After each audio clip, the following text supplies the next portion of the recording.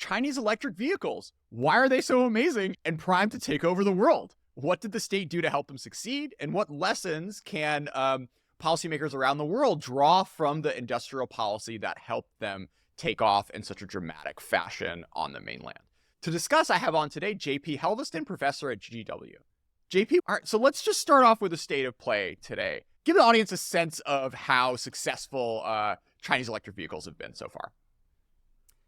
It's a pretty big number. It's about half of the world's EVs are sold in China now.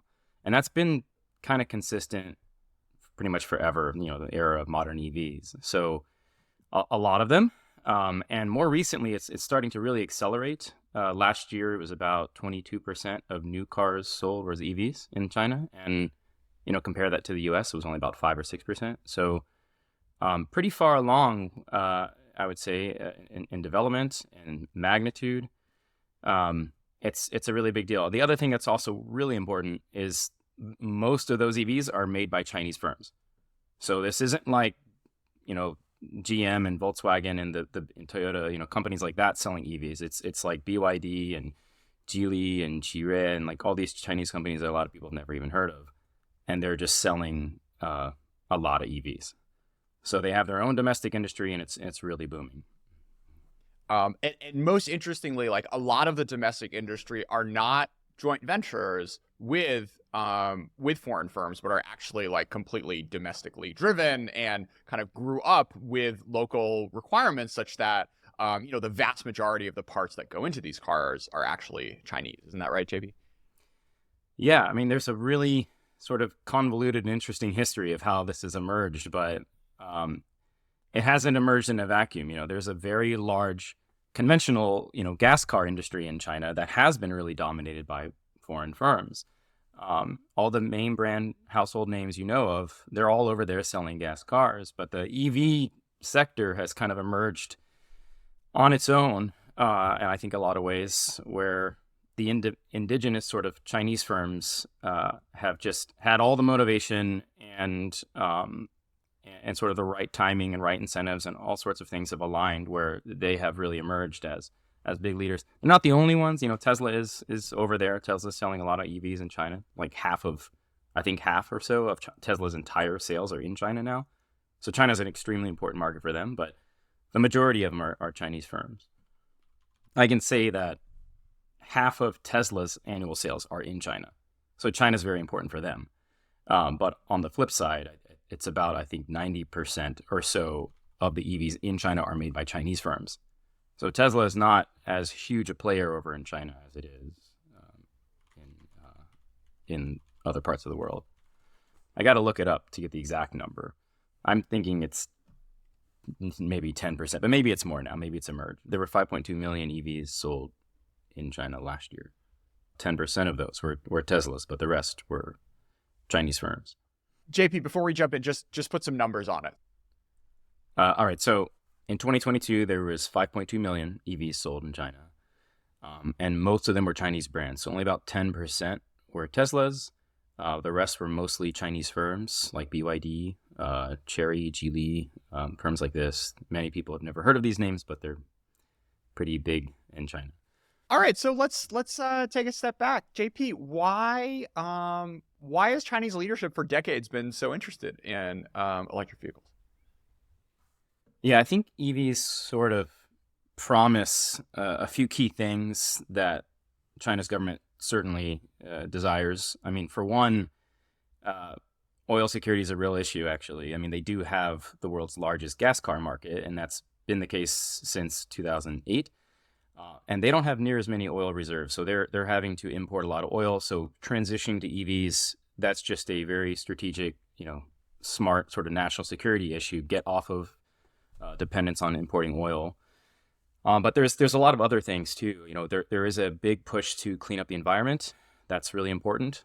Cleaning up the air. All of these things have become more and more important, and I think China's government is really scared of its own people getting too upset about environmental conditions. It's been bad for a while. It's getting a lot better now. But I think the big one to me is actually the idea of sort of leadership, technology leadership. the Chinese firms that have been in the traditional car market, they have struggled forever to compete against the big giants, like Volkswagen and Toyota and GM. They have a century of technology and know-how behind them. So EVs is sort of this new paradigm where like no one's really figured this out quite yet. It's all emerging new technology, and this is their opportunity to say, hey, let's pivot, go electric, and we can become leaders. We can jump on this without having to catch up on 100 years of internal combustion engine technology. Let's just go electric. And I think that is sort of playing out in many ways, but that's the bigger promise, is being able to have a global leadership position in a major industry like automotive. So let's jump back 10 years. What were the first initial policy steps that the Chinese government at both local and national level started to implement to encourage domestic EV manufacturing? I mean, it goes back even further. I mean, you can go pretty far back with EVs, actually. I mean, even in the 90s, there was these big sort of R&D pushes to develop batteries and develop EVs. I mean, there's actually an overlap between GM's EV1, like the original EV1, that old car. The battery technology, there were some Chinese firms involved in trying to, work with them on that car. So they actually kind of go back a long time. And that makes sense. GM's been in China since the 80s. They have a long history together. So they kind of look to them, and I think early R&D. But really the modern product lines, the more modern EVs have kind of come about, let's say, sort of late 2000s, around the Olympic time, 2008 or so. This is when we started to see subsidies actually come into play. So putting actual subsidies out there. And a lot of those initial policies have been criticized now in retrospect of sort of just being really gobbled up by local governments, just sort of local protectionism thriving off of this, where subsidies went to local governments, and some of this was not quite clear. Some of this was a little corrupt. But everyone's sort of grabbing subsidies and helping their local player try to make EVs. But I think that kind of outcome, that actually kind of brought about a lot of entry. So, some of that early experimentation, I think it was actually really helpful in the long run, because a lot of these firms, some of them failed, but a lot of them stuck around and actually learned a lot and continued to sort of iterate and innovate. So that was kind of the modern era.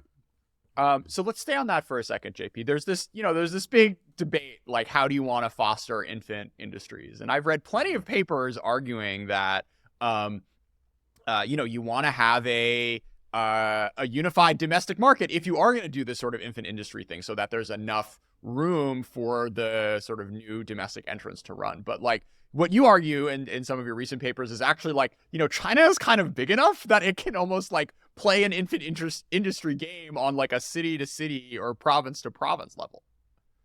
I think Guangzhou is the size of Canada in population. So it's kind of astounding how many people are there. And that's a lot of brilliant people. That's a lot of minds, a lot of economic capital there, So there was plenty, I think, of opportunity for individual places that already had a big industry going in auto to kind of serve as a little incubator and develop its own little, local EV players. And I think each of those places, you can almost look at it as like, imagine it being like Europe, having Germany have its leader and having France have its leader. That's kind of the sizes we're talking about when we look at some Chinese provinces, land and population, So yeah, lots of domestic experimentation on a local level. So it's almost like there's like, when you do industrial policy, like you are going to waste money because you are, or by a certain definition, you are going to waste money because you are trying to create something which the market is not giving you absent intervention, right? And what you're hoping to achieve when you spend this money is to bring capital and bring talent into the particular field that, for whatever reason, the government decides is important and strategic and worth this long-term investment.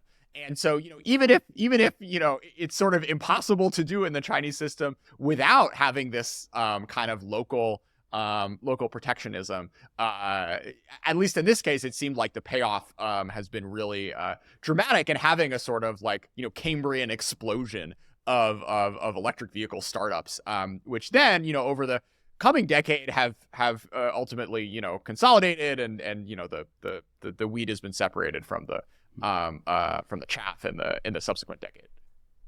So that is still what's, you know, playing out. And so let me go back to one word. You said wasting money. I don't like using that word. I think industrial policy is sometimes I don't look at it as wasteful. I look at it as strategic. And, you know, when you want to achieve an objective, sometimes it's not going to be efficient. It may not be cheap or affordable, Sure. but you're still going to get, you know, maybe the outcome you want. So I'm not going to call it wasteful, but it's definitely expensive. And I think it has been a very expensive endeavor to develop this market kind of all around the world, actually. The U.S. included. You know, we have subsidies and lots of other incentives for electrifying cars. Yeah, I mean, I think that's kind of the theory. Now, the consolidation has yet to happen. I'd say. I mean, there's still over 100, you know, automakers making an EV in China. It's just an astounding number of companies trying to get in still. So I think it's still very young, even despite the growth they've experienced. There's so much more growth to happen, and I think, you know, we'll see some consolidation maybe in the future, but people have been calling for consolidation in China's auto market since I was born, I think, and it still hasn't happened, including the gas industry, by the way. So it's fragmented, and it's remaining fragmented. Interesting. So, do you have I've read the stats. I forget. I don't know if you have it off the top of your head, but it's like how many different, I don't know if you call it SKUs of EVs, like how many different models in China there are currently being sold versus in the US? Because it's like an order of magnitude more, right? Yeah, it's well over 100 now, I think, in China. I think it's probably more like 200, maybe even 300. I mean, it depends what you categorize as an EV too. I mean, there's also these low-speed EVs and mini EVs, these sort of small micro cars. I mean, there's lots of those. So, you know, if you're thinking of it comparatively to a proper car, we're talking, to a different order of magnitude from the US. So in this big subsidy push, there were some very interesting policies around local content requirements, which had some very counterintuitive results in the marketplace. JP, walk us through that. Yeah, so some of the initial subsidies, and even going on for a while up until recently, they required local content requirement for EV-specific technology. So it was the battery, the motor, or the control system, sort of battery management system. At least one of those things had to either be bought or developed in China, so, you know, purchased from a Chinese supplier or developed locally. And, that kind of requirement, I mean, in many ways, that does spur local players to start supplying at the part level. So you did get, big investments in batteries and motors and all of those things coming on board. But it did kind of change, I think, the landscape of who had the incentive to actually enter. And so we're not talking now. We're talking like 10 years ago, when Nissan was experimenting with the Leaf in the U.S. Some just early models of EVs were coming out in the West. Many of those companies were not interested in selling those EVs in China, and I think a lot of it was due to some of those types of restrictions. They would have to change their supplier base. They wouldn't be able to source it from a Japanese battery maker. They'd have to buy from a Chinese player. There was all sorts of IP requirements they would have to share, and a lot of those firms were just saying, no, I don't want to do that. It's too nascent of an industry. I don't want to do it yet. But Chinese firms, they jumped on this. This was the opportunity to go electric and develop the technology. So I think that's one of the bigger reasons why we saw this sort of divergence of Western companies just not entering that sector, leaving the whole space to a lot of Chinese players. And even Tesla, Tesla did not enter. They continued to restrict entering into China, even though they knew it was a huge market. Not until those requirements were removed. And in 2018, I think it was, when they no longer required that they have to form a Chinese, a partnership with a Chinese firm, and they could go in and wholly own, their technology and their cars. Then they broke ground on a big factory outside of Shanghai. So, that's been, I think, a lot of the history what we've seen of some of the reasons why we see this huge emergence of domestic Chinese firms and very small presence of foreign firms there. It's been, I think, I would argue, a big policy driver for that division. Yeah, but sort of, I guess, ironically, you say that, like, at first, the idea is to get foreign firms who, in the Chinese mental model of the 2000s and early 2010s, are the ones with the technology to partner and ultimately transfer. But like, because it was too tight for the foreign firms to be interested in the deal, because it wasn't obvious you could sell hundreds of thousands of cars in China in the early 2010s from it wasn't obvious you could sell hundreds of thousands of electric vehicles in China in the early 2010s. That it was just like, it was tuned too tight for the foreign firms to be interested in the partnerships. But there were, of course, like huge partnerships between state-owned companies and gas vehicle manufacturers, but that kind of didn't end up playing out the way that Chinese policymakers hoped in the 70s, 80s, and 90s.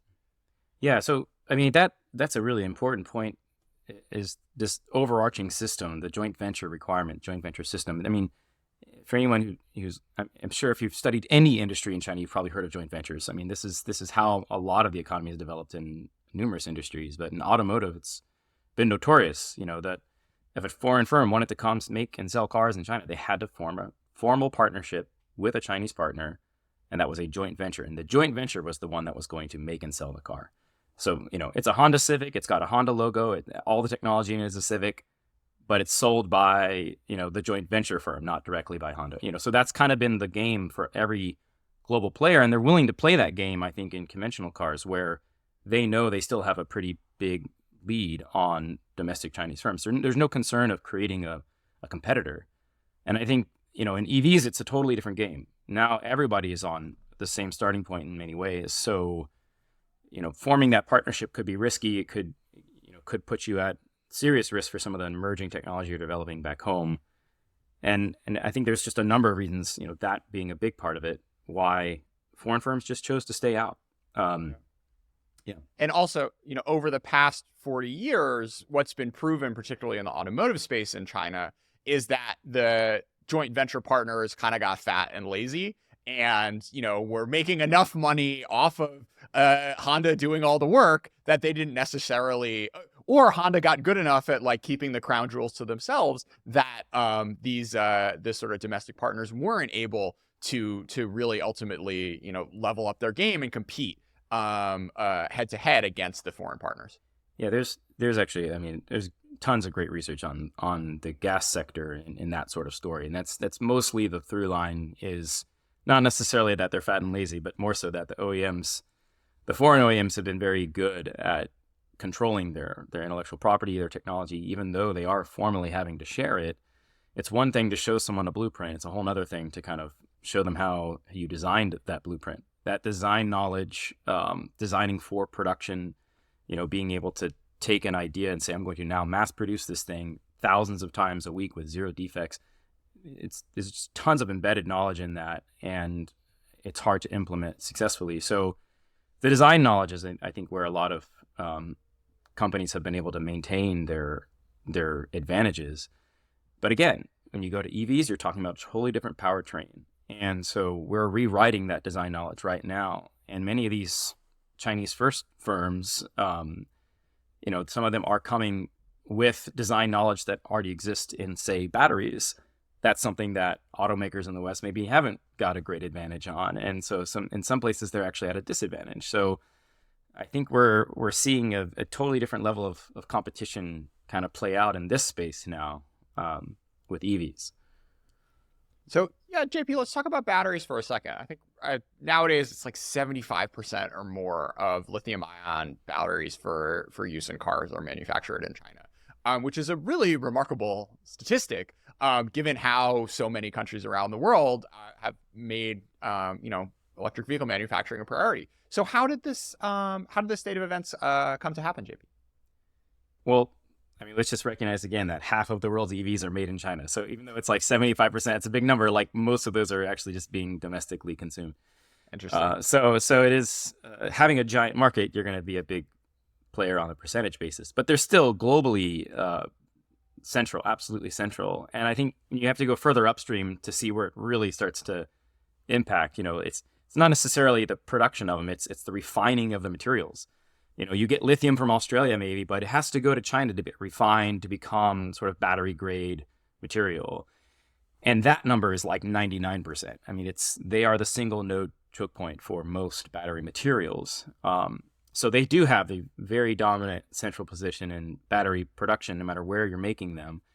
And that has been, I think, again, a long history of various complicated things. But China having a large electronics industry certainly is a big part of it. You know, your whole iPhone of designed in California, made in China, well, each of those have a lithium-ion battery in it. So they've been making lithium-ion batteries in China for a very long time. Same for the laptop I'm talking on. And having that domestic industry, all those firms, all that know-how of how to mass produce these things, I think that's just an obvious immediate leg up on everyone else. You have existing suppliers of materials, refining, and the whole process out to production.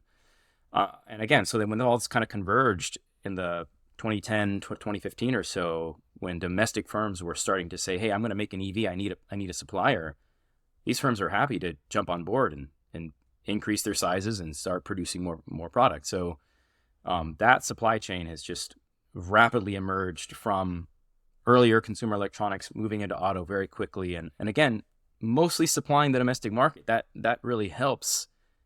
Those firms got easy investments to say, sure, of course, I mean, this is an immediate sell. We're going to immediately sell this product. So there was guaranteed sales coming. So very low risk investment. So we've been talking for the past 20 minutes about the production side. I think the demand side is also really interesting.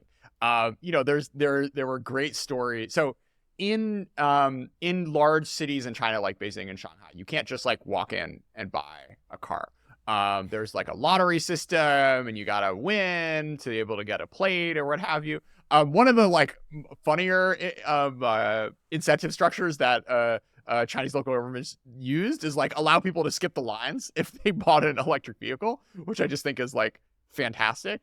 But there's also some interesting sort of like consumer preference differences. You did a really cool survey about this, about driving distance and like buying your first car, so not being used to filling up at a gas tank or whatever. JP, what did Chinese what are specific things about Chinese consumers and the sort of broader Chinese transportation network that make EVs an easier sell there than in the US, for instance? Sure. I mean, so many different differences between the two markets. So I'll start with just people and their preferences. They are pretty different, I think. My first sort of dissertation paper I ever did as a PhD student was doing the survey on preferences in the US and China. The exact same survey, trying to compare these preferences. And we were finding for sure people were much more willing to consider buying an EV in China. And especially an EV with a lower range. About 150 miles or so was all that was needed for folks in China to say, basically be a coin toss. I'll buy electric or gas, it doesn't matter. In the US, that was nowhere near enough to convince people. So already people are kind of more willing to consider it. That's a easier, entry point. But I also think you got to think about who the Chinese customer is. Most people in China buying a car, they're buying the first car they've ever bought. And many of them, maybe their parents may not have even had a car. So there isn't, I think, this decades-long car culture. In the US, I got my first beater car for like a few grand when I was like 16 when I got my license. That's extremely rare, I think, for a Chinese 16-year-old to be driving a car. So you don't have any exposure or individual preferences for what it's like to drive these things, then again, you're kind of a blank slate. I'll show you an EV and maybe you'll like it. So there's that. And then I also say that the range requirements are different. And this is actually, I think, one of the biggest challenges for the US to overcome is in the US, a car is sort of a everything utility tool. I mean, we use our cars for everything. Most people, unless you live in one of the few cities that has a reasonable transit network like DC or New York, I mean, there's very few. Most people rely on a car for their job, to take their kids to school, to get groceries, I mean, anything. And that's just so not the case in most Chinese cities. You have incredible transit opportunities. You've got subway systems. You don't need a car for everything. And so you probably don't need 500 miles of driving range. I mean, I think any average Chinese customer would look at a range like that and say, that's just so unnecessary. I'd rather pay less I'd rather have a lower price tag and a smaller range. There's a direct trade-off between, the cost of the battery, higher range, and the price of the car. So again, it's not surprising in the US you see Tesla selling well because those are very high range cars, even though they're very expensive. Outside of that, we're not seeing many low range cars do well. And that's always been a struggle. In China, you've got tens of different automakers, selling cars that have 150 miles of range. That's it. And for an average Chinese buyer, that's sufficient. And especially when you talk about intercity travel, I mean, just we have to drive hours to get from city to city in the US. We have no real alternatives. You can either drive or fly or maybe take a bus, a long distance bus. There's very few alternatives. China has the world's biggest and best high-speed rail network. It's absolutely astounding how affordable and fast and convenient it is. The number I heard was the length of high-speed rail kilometers is greater than the equator. I mean, it's just incredible how much there is. And even relatively smaller cities are now connected by high-speed rail. So the idea of having to drive across state or something is just so unnecessary in China. And I think that really gives automakers the opportunity to say, I'm going to make this smaller, cheaper, affordable car that doesn't have a huge range, and it'll sell. And that it's going to have a really hard time selling in the US until we get better transportation alternatives. So I think the whole just sort of demand situation is entirely different, and that gives newer automakers an opportunity to enter. So I haven't even talked about incentives. That's just sort of the market differences. They're very, very different. Sure. So incentives are let's stay on the Chinese consumer for a second. So like, what is the point of having, like, is it just fun? Is it a status symbol? Like why have a car? I don't know. My brain's a little broken. Like, what's the point of a car that you can only drive 150 miles? For sure there's a status thing. I mean, that's everywhere. I think everywhere people judge people by their cars. So there are, clear brand preferences and things for folks to signal their wealth, their status in society. But there's certainly places where a car is actually is still being used for utility. I mean, it's being used to get through town faster or do certain trips faster. The transit systems are amazing. They are far better than what we have in the US, but they're not perfect. And there's definitely gaps in places where having a car definitely makes a big difference. So, I think similarly in Europe, I think Europe is a great example where they also have just lots of great transit options, but it's not going to cover every trip. And so there are plenty of people who are using cars for commuting, for doing things, like taking their kids somewhere after school or whatever. And sometimes taking trips outside the cities to go to vacation places, not driving across the country like you might do in the US necessarily. But, going on a 3-hour trip somewhere isn't unheard of. Sure. So yeah, you can use it. One interesting thing you mentioned is like more rural places where there was already higher car penetration because people needed to use it to get around, or for your truck for work or what have you. EVs have been a harder sell because there is a bit of more of an ingrained culture. And like, if it isn't just like a weekend trip and you'll already be charged because it'll be sitting in your garage all week, then like from a more functional perspective, if you're out in the boonies, then it's a slightly more difficult decision. It's all correlated with price too, and I think that's another important point. If you're out in a rural community, you probably don't have as much money. On average, incomes are lower. These higher price tags for an EV is not as attractive, and there are fewer regulations out there. It's not going to be as hard to get a gas car as it would be in a city center.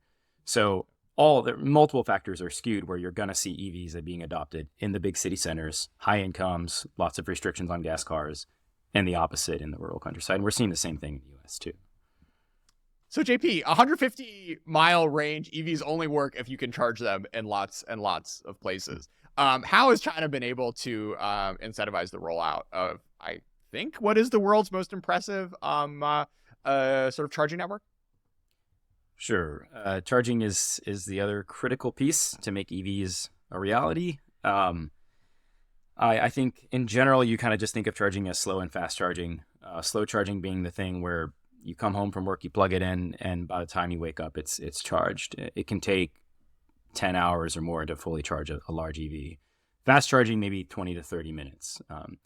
So those are two different things. Fast charging is for folks who live in apartments, who park on the street. They have nowhere else to plug in overnight. They don't have a garage. They don't have a driveway at home. They rely on that to quickly refuel and keep going. So China has been building out both extremely rapidly. It's just, again, astounding. Just like they have with high-speed rail and a lot of other big infrastructure projects, they've rolled it out at an insane pace. My favorite statistic is there was more EV chargers put in place in December of 2020 than the entire U.S. charging network in 1 month. 1 month of December, mid-pandemic when things were kind of shut down, they went out and installed just over 100,000 chargers across the country. So, I mean, that one of the reasons where that's able to happen is you kind of only have two main players in the power sector. You have State Grid, and then in the South, you have a Southern Grid. Both of them are sort of state-owned enterprises. There's very few intermediaries to say, no, I don't want that charger here, or anyone else you have to sort of coordinate with to make that happen. If they want a charger somewhere, they just say, put it there, and then State Grid puts it in. That's very different from the U.S. and a lot of other places where you have to negotiate with all sorts of local regulations. We have a very sort of locally regulated society in the U.S. I argue for a lot of reasons that's really good to have that local control over your environment. No one's going to come bulldoze my house to put a fast charger station in. Not like that's happening in China. I'm saying if they wanted to, you wouldn't be able to really do much about it in China, but you could here. So there's this speed and sort of freedoms trade-off. I think that's what I always look at this massive infrastructure projects. And when you just have one player, it's just so much easier. It is very hard to negotiate between all the different regulations in the U.S. On getting a charger set up. It's not just land use, right? You got to hook it up to the grid. You got to make sure that everything is available at the same day. I mean, there's the whole process that goes that goes behind setting up these grids. Yeah, permitting it. I mean, you just permit for months before a project gets online. I mean, you have to get the local utility permit, then you have to get the state level permit. I mean, you have to do an environmental survey. There's a lot. Again, these things are in place for reasons. We don't want people. We want safety. We want protections so that people aren't being abused when these things are being put in. But it does slow it down. And I think when you just have fewer entities you have to deal with, you can put these in quickly. So we are seeing rapid build out. But now that said, I mean, you'll hear anecdotally just sort of hilarious stories of people who are still just they live in high-rise apartments and they're just running extension cords out their windows down to their EV parked on the street. And because it's just cheaper and faster. I don't want to have to deal with the fast charger. I'll just charge it overnight. And if you go to any major city now, there's just it looks like every building has silly string on it or something. It's just tentacles of cables coming down. It's going faster than the market can keep up with. I mean, the demand and the sell of EVs is outstripping the fastest build out of charging in the world. And so that is, So I'll see how this is all going to play out in the future, but that's also just the outcome of the housing situation in China. That most people do live in high-rise buildings in cities, and they just have nowhere else to charge. And so I expect that you're going to start seeing more private entities put these in. If you have an apartment building, your parking garage underneath the building will be fully outfitted with chargers in the future. That's not the case right now, but that's going to start becoming a selling point. Hey, you have this apartment; it comes with a charging port in the basement. So it's keeping pace, but just barely with demand. So JP, you mentioned subsidies earlier, which is something pretty much every government around the world seems to be experimenting with. How why sort of what was the method that China used for directly subsidizing purchases? Yeah, so I'll scope this out to just sort of say incentives in general, because subsidies are important, but certainly in China, I would say they're probably less so than some of the other things on the books. But for sure, subsidies are there to lower that price point. I mean, that's the biggest difference between an EV and a gas car is right up front. You got to pay a higher price. They're more expensive to make. There's fewer of them being made than gas cars. They have a higher price.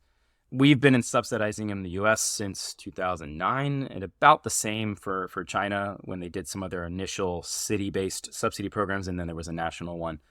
So those were in place, again, just to help you overcome some of that initial price. But the bigger things in play in China have been, I would say, the sort of sticks, not the carrots, but the sticks. The things that have made owning and operating a gas car really inconvenient or very expensive.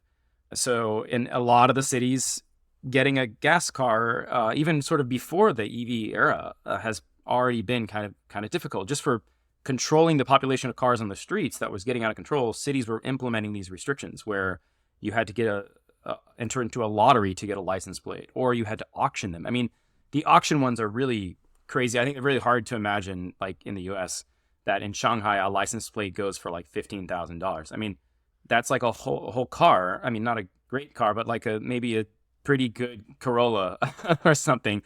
I can't imagine paying 15 grand just for the right to buy a car. And I was just thinking, JP, like, if you want to take a civil war, like, you could either take away people's guns, or you could try to restrict the ability of Americans to buy cars. That's hard to say. I seems mean, like it'd be an totally interesting absurd. poll. What would be more likely to lead to a civil outbreak? I mean, yeah, both of those are pretty big ones. But yeah, I mean, just putting a tax even on a car, imagine your registration costs being, let's say, $1,000 a year. I mean, that's just a crazy number for most of America. It's not unacceptable, and there would be immediate political backlash to anyone who proposed it. They would just be voted out tomorrow. But in the large Chinese cities where people don't vote, you get to put in restrictions, and again, those are there for different reasons. I mean, we have kind of other similar things, like go to New York City, try to pay for parking. I mean, you don't need a restriction to say you don't need to buy a car. It's so expensive just to park it somewhere that alone is a big enough cost. So we have other mechanisms to keep the big cities, with fewer cars. So with those kind of restrictions in place, I mean, there's also driving restrictions. There was restrictions where if your license plate ended in an even or odd number, you could only use it on every other day. I mean, stuff like that, where this car is just only good for 3 days a week. So if you got an EV, you were exempt from a lot of those things. In a lot of cities, those exemptions were the big things driving people to say, I'm going to buy electric now because I'm actually going to get a car that I can get tomorrow, that I can use every day of the week. And I think that is a total game changer it's hard to put numbers on the value of that over, let's say the value of the subsidy. But there have been studies, multiple studies that have sort of tried to parse out which of these policies is really driving adoption. And it's definitely the restrictive policies and sort of the exemptions from those restrictions. That's been the biggest thing moving people to go electric. So you've got really a confluence of a lot of different things. You've got different demand factors, sort of just different market situation where EVs are going to be easier to sell. And you've got a lot of really at the local level cities putting policies out there that make owning a gas car just extremely onerous and very difficult to do, and EVs the exact opposite. So it's been kind of both of those things combined that I think have really, you're seeing this big surge now, combined again with the producers. That's the other thing we said. Someone's got to make these things. There's been plenty of Chinese automakers who've had all the right incentives in place and the capabilities to do it. Yeah, so I think that's really what it comes down to is like you could not get away with only letting odd numbers drive in the U.S. because most Americans rely on cars for their lives, and for most Chinese, this is a luxury good. This is like a fun thing, sort of like what cars were in the U.S. in 1910, where you drive to the countryside or whatever or something. It's not people have been living their lives just fine before it, and it's not all of America. It's not all of Chinese society. It's like the top 5 or 10% that are taking these weekend joyrides to the countryside or what have you. I want to talk for a second, JP, about just like feature sets inside of these electric vehicles. I was watching some Billy video the other day, and one of these cars, like it was like billed as like a camping style car, and it was an SUV, but at night a blowout inflatable mattress just like came out on top of all of your seats. So you kind of had like a full 2 like twin beds of an inflatable mattress where you could just like sleep in your car, which is like wonderful. Like, there's no cool shit in a Prius. I'm sorry. Like, Teslas are great. They just have screens. They don't have like like incredible features. I don't know, JP, have you seen any other like really fun stuff that Chinese manufacturers have put in their cars? I mean, I think the bigger thing, sort of maybe the higher level trend, might be just that a lot of these firms are sort of tech forward firms. They're much more tech forward than we see in most traditional automakers. I mean, I think it's pretty well established that automakers are pretty terrible at software. I think that's not even an opinion. I think that's pretty much fact. If you've ever tried to plug your phone into your car and get it to play a song, it's like you have to click 10 things to make it happen. And China is growing up and emerging in a world where people have been living with touchscreen phones now for like their whole adult life, and they want good interfaces. They want good UI. They want user interfaces. You know, they want the most cutting edge tech. And if that's not in the car, it's a big selling point. And so I think there is kind of a bit of a different culture around cars. They do have their own car culture now in China, and I think it is very tech forward, much more so than in the US. We're happy to deal with a crummy, little crappy screen that can barely do much if the car can get me to work and I can afford it, and I think that's just unacceptable in the China market. And so these EVs are really taking advantage of that, the ability to start your car from your phone and, do any of those types of things. The other thing that's emerging is sort of, again, around car culture is sort of clubs. Car clubs are a thing. They're a thing in the US, but more so really for sort of car enthusiasts. But I'm seeing there's like a bunch of car clubs around EVs. These sort of places where people congregate either online or actually in person, have these meetups and talk about how cool their car is and the newest feature they got or the newest add-on, like this crazy blow-up mattress or something. I mean, it's become a part of people's social environment too. So again, the Chinese firms are very attuned to this. They know their own market very well and are, again, taking advantage to say, I don't have to focus as much on learning this complicated powertrain that the gas car makers are doing. I'm going to make an EV, but I'm going to make it really cool, lots of cool tech features. And again, that only helps get those things into the market.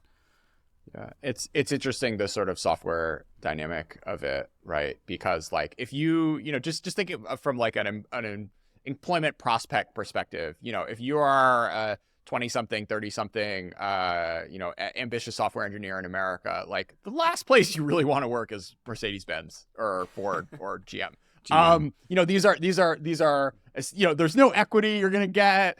These are organizations that are crusty, that have 100 years of experience, and that's helpful when you're manufacturing gas engines, but like you don't get a lot of like benefit from 100 years of people designing interiors, when all of a sudden you have this entirely new EV paradigm. But if you want to be the lead designer at Xiaopeng or what have you, like you're at this new company which isn't sort of burdened by all of the design language, software, and sort of hardware decisions that have led to decades of success in the prior technological paradigm. Plus, in China, there are just like more software engineers and labor is cheaper, and you can like put more talented people on this. And particularly over the past decade or so, as you've seen layoffs and in the large software firms that were the sort of like dream places if you were a really talented young person to go work at, or the Alibabas and Tencents of the world,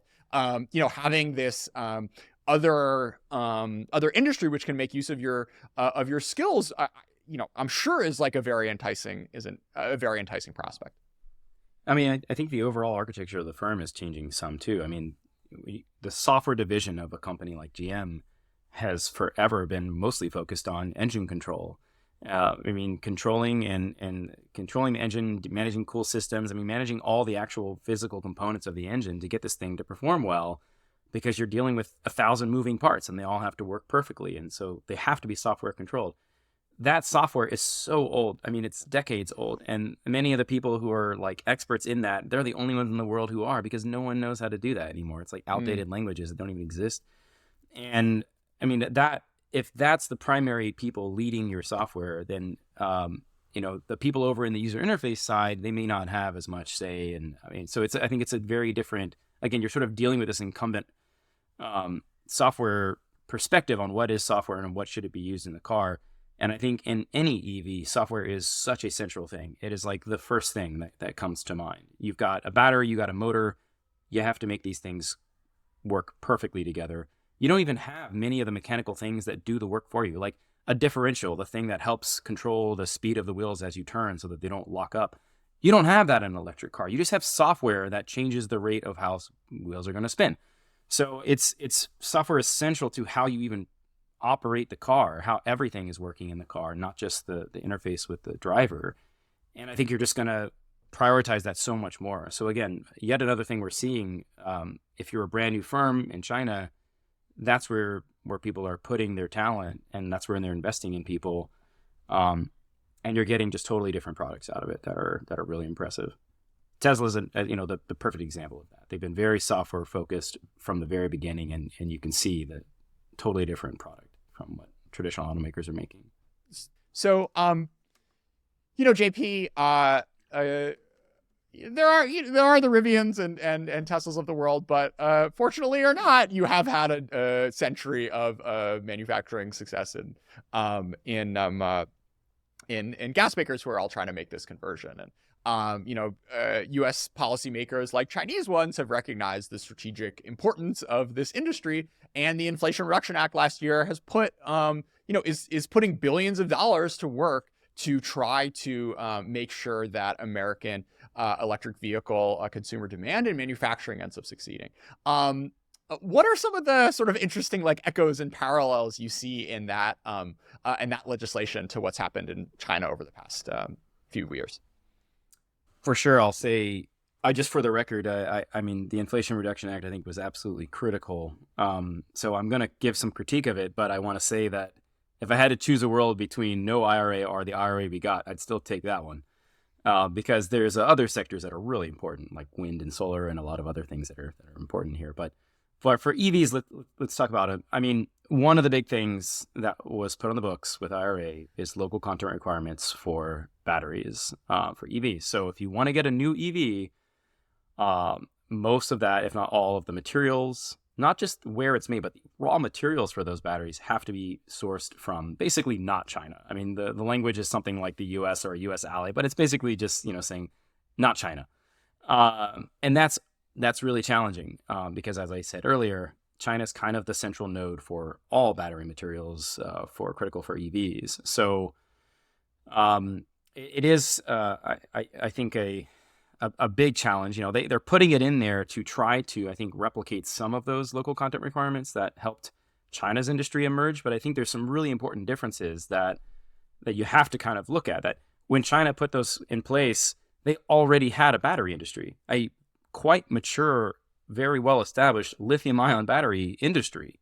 Not just people who know how to make them, but people who know how to design them, and people who have, upstream refiners who are already refining materials. All of that was there for making consumer electronics, laptops and cell phones. And so we don't have kind of any of that in the US for sure, and very few other places outside of China. Those are going to take a really long time to come online if we actually succeed in doing that. So I say sort of the short-term, long-term trade-off, I think, is what really this all comes down to. I think in the short term, this is not going to create the industry that I think the US policymakers want. It might in the very long term, but in the short term, it's, if anything, sort of it's a challenge to overcome now, because now automakers have kind of their hands tied. They either sign contracts with Chinese firms recognizing that their EV is not going to get a subsidy, or they don't, and they struggle to find the materials they need to make the EV. And so I think, and which might cost a lot more anyway. I mean, if you're going to buy those materials from somewhere else, it's probably going to cost more than it's going to cost from a Chinese supplier. So either way, you're sort of facing a challenge with those policies. And again, I think they were there to try to put pressure on China to try to create competitors. But I think it's going to be really hard to achieve. That's not the only kind of requirement, but that's the biggest one that comes, I think, when people are talking about EVs and the sort of future of EVs in the US. I'll say that I think that in many ways it's sort of an unnecessary constraint at this point. If we didn't have a clear leader in the industry, then, if China wasn't there making all these materials, then sure, we wouldn't even need it, I guess. You would just let competition happen. But I think, for the next 5 to 10 years, I think this is going to make it really hard for companies to make the EVs that they want to make. And I think that's going to lead to slower overall adoption. So there's a cost to all of that. The slower you adopt, that means there's less everything. The whole industry is going to move a lot slower. Fewer motors, fewer everything else, and more gas cars being sold and put on the road that whole time. So the transition will be even slower. So my personal take on this is like, when it comes to industrial policy and sort of like strategic national priorities, like you have to make trade-offs, and you have to make decisions about what is your stacked rank things of what you're trying to optimize for, and how much return on investment can you get for the limited dollars you have for all of these things. And my my humble opinion is that as hard as it is politically, sometimes you have to take L's, and the sort of state of Chinese dominance in lithium-ion battery manufacturing is such that it seems to me to be the cost of spending all of the money to have like very little return, when in that you're probably not going to be able to recreate the sort of like battery manufacturing abroad anytime soon over a 10-year time frame. And your cost of that is American global manufacturing competitiveness on the higher value stuff of like actually the finished car products themselves end up taking a real hit, because you don't get that sort of like infant industry protection stuff that would happen by having a growing domestic market, where then the U.S. can sort of really American and really global manufacturers can like refine their game and be able to compete at a higher level with these Chinese firms that are absolutely over the coming years going to try to turn their success domestically into success abroad. So my personal opinion, JP, is like this train has really left the station in terms of battery manufacturing. And yes, it'll be a choke point, and at some point China will raise tariffs on it, or in a crazy Taiwan scenario, maybe they'll stop exporting batteries, just like they will lots of other things. But these are the two largest economies in the world, and there are going to be dependencies, and I think some of them are unacceptable. You don't want your F-35 electronics being made in Shenzhen, but others you're really going to have to live with if these two countries are going to end up existing on the same planet, not in a sort of like Iron Curtain scenario. And battery manufacturing for EVs does not or solar panels does not necessarily seem to me to be sort of the worst thing in the world for America to need to spend tens, hundreds of billions of dollars to sort of like dig their way out of this particular hole. Yeah. Curious for your thoughts, or like what framework you would apply to these sorts of decisions, JP. Yeah, I think I mostly agree with kind of all of that. I think I think we, as sort of two nations, really need to think a little more detailed and not just blanket. I think it's very popular right now to just say China bad, on everything, and not really think critically about like, wait a minute, is it actually bad or not? Because sure, if you're talking about a military application where an actual weapon that could, shoot people, okay, let's maybe control those things. But we're talking about batteries. They are used for kind of everything. Again, the laptop I'm on, the phone I'm on, is this going to become a national security issue because Apple gets its batteries for its iPhone?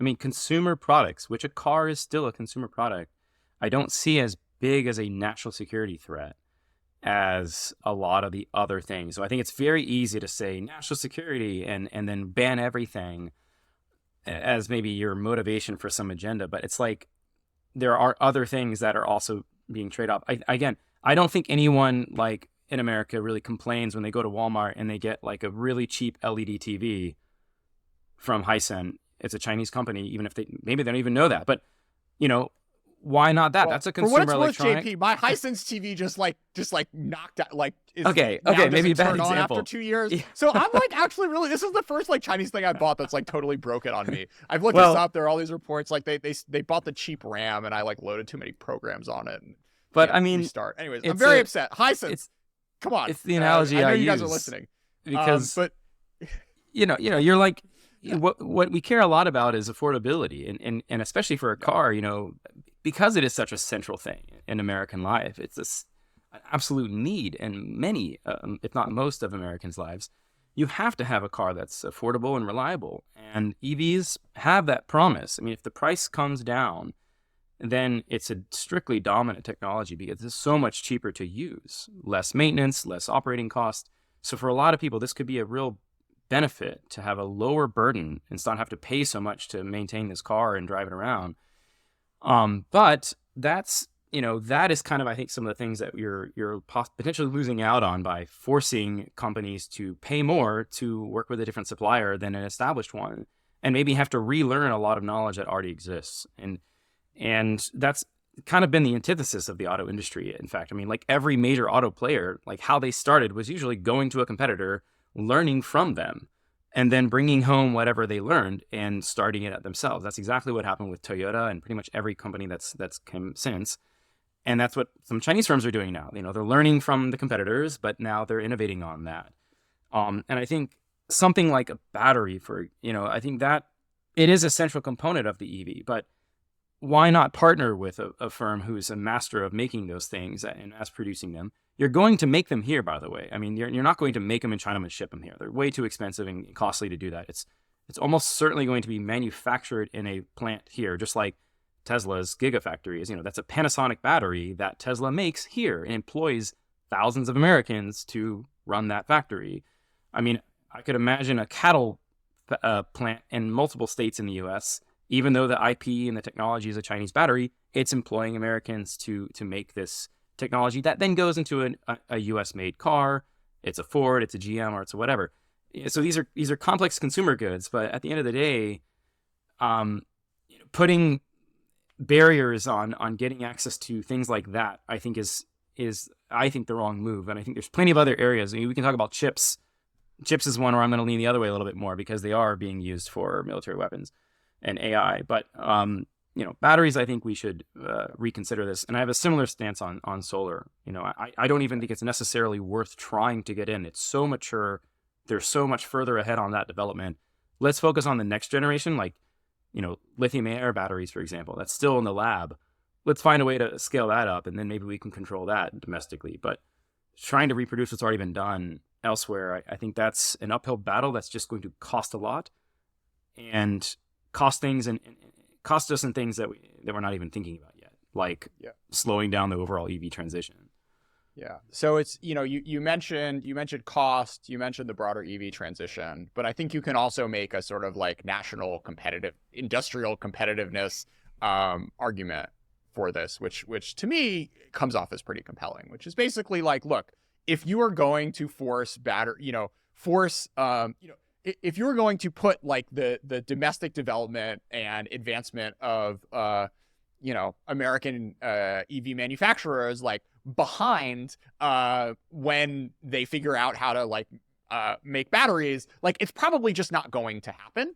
And then you're going to be left in a world where in 2028 China is manufacturing most of the world's cars because this is what the world's going to be buying in the coming years. And if American firms aren't allowed to sort of learn by doing and get those like returns to scale from a sort of cost competitiveness perspective that you get from doubling how many cars you're making of these every year, then you just are sort of locked in this like very unfortunate equilibrium where you're going to lose because the Chinese companies have already sort of figured this out. And that would be really unfortunate. And like, yes, there will be leverage that China will have over the U.S. In a sort of trade war. And, we just we're recording this on July 5th. And over the weekend, China said that they were going to like restrict gallium exports. But like that sort of thing is kind of a joke because like you can get gallium from other places. And like it's much more straightforward to like set up like gallium refinery place than it is to set up like an entire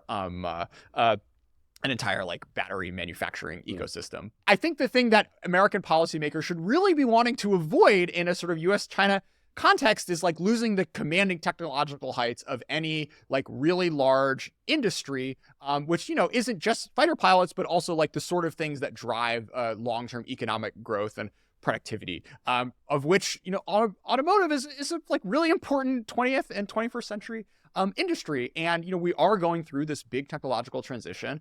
And, if you sort of don't allow your firms to compete, and the money you're spending, the money you're supposedly spending to sort of help in this regard is just put into ways which are like very suboptimal, then you're, potentially going to be living in a world in 2028 and 2030 where, 2/3 of the global cars that are bought are made by Chinese firms, which I just think is not something that many American policymakers would be too excited about. So, it's imperfect for sure to be relying on Chinese battery manufacturers, but I think there are worse dependencies to develop, and like the world state where Chinese EVs are, globally dominant, and you see the same 75% number for Chinese, Chinese global car sales that you currently do for batteries is a much scarier situation than American firms just like buying some batteries for now, and maybe 5-10 years from now we'll have some sort of technological transition, or slowly but surely a Malaysian battery manufacturing giant will end up emerging. Yeah, I think the longer term thing that's being put at risk is that you've kind of hinted at all of this, that whoever is accelerating through the transition faster is going to be at the leading edge of every other part of the EV, which is really the more critical things. How to design a really brilliant battery and control system, how to design a much better interface for the driver, all the other things that are happening on top of the EV, and how to make it affordable, and how to squeeze out more range out of every battery, and making efficient motors. There's so much innovation happening, and that's not even talking about the infrastructure side, the charging network, the business models around those charging networks. I mean, all of this stuff, it requires EVs to be sold. You have to have demand and you have to have supply for that to be growing. It's growing at a totally different order of magnitude in China. And so you're really putting at risk the incumbent firms in the West right now, like having any chance of competing with them maybe 10 or 20 years from now. If you're, I think a lot of people might be skeptical. They think like China doesn't know how to make good cars, or Chinese firms don't know how to make good cars. I'm like, we said the same thing about Japan. We said the same thing about South Korea. We've got Toyota, Hyundai, and Kia. And by the way, they're all going electric. Hyundai and Kia are going very heavy in electric right now. Look at them now. They're absolutely killing it. So there's absolutely no reason why I wouldn't expect, let's say, a BYD to be entering the U.S. within a decade. Somewhere over the next decade. If BYD doesn't enter the U.S., I'll be shocked, I should say, because they're getting better and better. And at some point, you're just gonna compete globally with everyone else. So people on the outside tend to look at Chinese companies as domestic firms or not global players, but I'm just watching it happen, and we've seen this happen in other countries, and it is emerging. And this time it's going to be electric, and we really need to be steamrolling ahead with our own domestic EV industry as well. And if batteries are the choke point, I think we should be buying them and moving forward. Yeah. Well, I could totally see a world where Chinese manufacturers are not selling cars in the U.S. Maybe they don't need to. Cost, not from a cost competitiveness standpoint, but from a sort of domestic protectionism. You use the ICTS rule or what have you, but like that won't matter. Because then America will be in this like technological backwater, and our firms won't be able to compete in all the other markets in the world. That doesn't seem to me, just banning Chinese firms and like allowing the U.S. to benefit from sort of infant industry protectionism when like we're supposed to be the global car leaders would be a really embarrassing state of play. Sort of getting you're getting taken to the cleaners in Brazil and South Africa and India and Mexico and so on.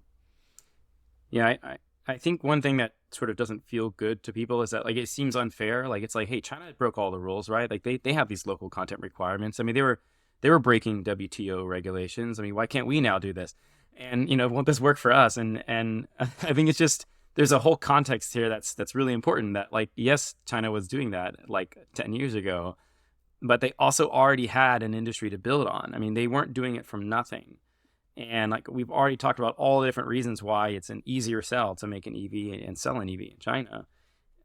It's a bigger uphill battle in the US. And so, yeah, I don't think this will be a perfect carbon copy to take those policies and bring them here and imagine they're going to flourish it. I think it's quite the opposite in the US. We have a totally different incumbency coming in with the gas car market and leadership there. We have a totally different regulatory environment. We have environments where we cannot make gas cars as expensive as a Chinese city could. It's just not going to happen. And so, we have to play by different rules. Unfortunately, that might look unfair, but that's, I think the context and the institutions in these two countries are extraordinarily different. And again, there's trade-offs on all of this. I like my freedoms of not letting the power company come and just put a charger in front of my house without, I get a say here, and I can say, no, I don't want that there. Thank you very much. That doesn't happen in China, So again, trade-offs to all of this, but I think we have to be a little more strategic about how we're designing policies and just sort of doing some of the copy policies. I don't think they're going to work as well here, and some of these I think are going to backfire. And I don't think fairness is really the thing that we need to be thinking about. I think we need to think about what's going to be good for the industry to survive in the long run. What's going to be best for the U.S. automotive industry to be still a global leader in the future. And I think that's the thing that's, I think, been a little bit eclipsed by the broader issue with the U.S. and China now just being viewed as enemies of each other, as opposed to on many industry levels partners, and trying to tackle some pretty big changes like transitioning to renewables and EVs. We should say here, like, no American auto manufacturer currently lobbying for loosened battery requirements and sponsoring China talk. Anyways, anyways, JP, any closing thoughts on sort of lessons from the Chinese EV industry? The things that we know that work for sure are, if you want to get people to buy electric, you got to make gas cars more expensive. I mean, that has worked everywhere. If you look at Europe, you look at China, the countries that have the fastest adoption, it's all the places where there's huge taxes on gas cars one way or another. That is going to be really hard to do in the US, again, because of our dependency. And I think the bigger lessons that like we really could benefit from without talking about EVs is actually investing in real infrastructure in the US, like other countries have. Putting in a high-speed rail network, I think, would just do things that people can't even imagine right now. It changes everything about the landscape of transportation and needs. And the lack of that, I think, is a huge hindrance. So I think people tend to like look at these as sort of totally different things, but they're all interrelated. And there's a lot of other things that we can be doing that would really help support making an EV transition that really doesn't have anything to do with batteries or the cars. I mean, just having better infrastructure and better alternatives to the car and designing our cities better and making investments in that way, I think would be just tremendous. And again, is not often thought about as sort of EV policy, but it very much is. So those are things I can only hope for. I have to give my bias. I am a trained commuter. I commute on Amtrak when I go into DC to teach my classes. So I like my Northeast Regional, but it could be twice as fast, and there's no reason why it isn't. It's unexcusable. JP, thanks so much for being a part of China Talk. Thank you.